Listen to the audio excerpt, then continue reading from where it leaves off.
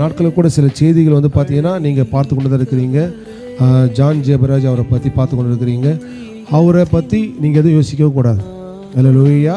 நல்ல ஒரு தேவ மனுஷன்தான், நல்ல அபிஷேகம் பெற்றவர் தான், கர்த்தர் நல்லது. ஆனால் நமக்கு ஒன்றுமே தெரியாது, என்ன நடந்துச்சு ஏது நடந்துச்சு நம்மளுக்கு எதுவுமே தெரியாது. அதனால் வந்து பார்த்து இப்படி நடந்திருக்குமா அப்படி நடந்திருக்குமா சொல்லிட்டு நம்ம என்ன பண்ணக்கூடாது, அதை பார்க்கவே கூடாது. பிரைஸ் சொன்னால் அவங்க ஆத்மாவுக்கு அவங்க உத்தரவாகும். ஆமே. சில பேர் இன்றைக்கி என்ன பண்ணுவாங்க, இன்றைக்கி சில காரியங்களை கெடுப்பதற்காக நமக்கு தெரிஞ்ச விஷயந்தான் என்ன பண்ணுவாங்க. இன்றைக்கி ஒரு பொண்ணு போய் லவ் பண்ணிட்டாங்கன்னா பொண்ணு ஓடி வந்துடும். ஆனால் பொண்ணுக்கிட்ட என்ன சொல்லுவாங்க சொல்லுங்க பார்க்கலாம் பேரண்ட்ஸு? பொண்ணுக்கிட்ட என்ன சொல்லுவாங்க பேரண்ட்ஸ்? அவங்களுக்கு எல்லாம் ஒன்றும் தெரியாது. ஓடி வந்து பொண்ணுக்கிட்ட சொல்லுவாங்க, அதே பாருமா போலீஸ் ஸ்டேஷனில் உங்களை கூட்டிகிட்டு போவாங்க. அங்கே போயிட்டு நான் இல்லை அவங்க தான் கூப்பிட்டாங்க சொன்னாக்கா பையனை உரிச்சிடுவாங்க. நீ ஸ்ட்ராங்காக நிற்கணும். என்னது, நீ ஸ்ட்ராங்காக இருக்கணும். என்ன தான் பண்ணாலும் இல்லை நான் தான் ஒரு விரும்பினேன், நான் தான் மனசார வந்தேன், அவங்க ஏமா நேரம் பயமுறுத்தி பண்ணாங்களா அதெல்லாம் கேட்பாங்க. நீ எப்படி ஸ்ட்ராங்காக இருக்கணும்னு சொல்லிட்டு என்ன பண்ணுவாங்க பேரண்ட்ஸு? பையன் வீட்டுக்காரர் என்ன பண்ணுவாங்க, பொண்ணுகிட்ட சொல்லுவாங்க. அப்போ அந்த பொண்ணு போய் என்ன பண்ணணும், அப்படி ஸ்ட்ராங்காக நிற்கும். ஸ்ட்ராங்காக நின்றதுக்கப்புறம் என்ன பண்ணுவாங்க, ஏன்பா அந்த பொண்ணு விரும்பி வந்துச்சு, இது ஒன்றும் பண்ண முடியாது, அதனால் என்ன பண்ணுங்க கல்யாணத்தை என்ன பண்ணி வச்சுருவாங்க. அல்லேலூயா.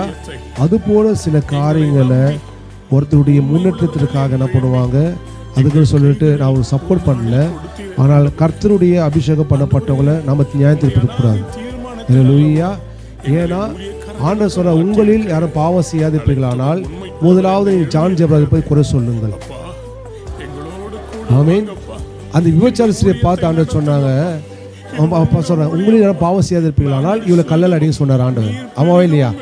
கல்லால் அடிக்க சொன்னார். இப்போ கல்லால் கிடையாது, உங்களில் பாவம் செய்யாதிருப்பீர்களானால் நீங்கள் அவங்களை குற்றம் தீருங்க அப்படின்னு சொன்னாக்கா என்ன பண்ணுவாங்க மக்கள்? கருணிக்க மாட்டாங்க. ஏன்னா எல்லாம் பாவம் செஞ்சவங்க தான்.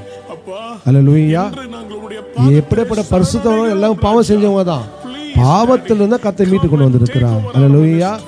உன்னுடைய மறைமுகமான காரியங்களை மறைச்சிருக்கிறாங்க இல்லையா, அதை பார்க்கக்கூடாது. அதனால நீங்க அந்த காரியத்தெல்லாம் பார்க்கவே கூடாது. நீங்க என்ன பண்ணணும், ஜெபிக்கணும். நம்மளோட வேலை என்ன பண்ணணும், ஜெபிக்கணும். அதுக்குன்னு சொல்லிட்டு என்ன பண்ணக்கூடாது, அதை வச்சு பேசுறது இதை வச்சு பேசுறது.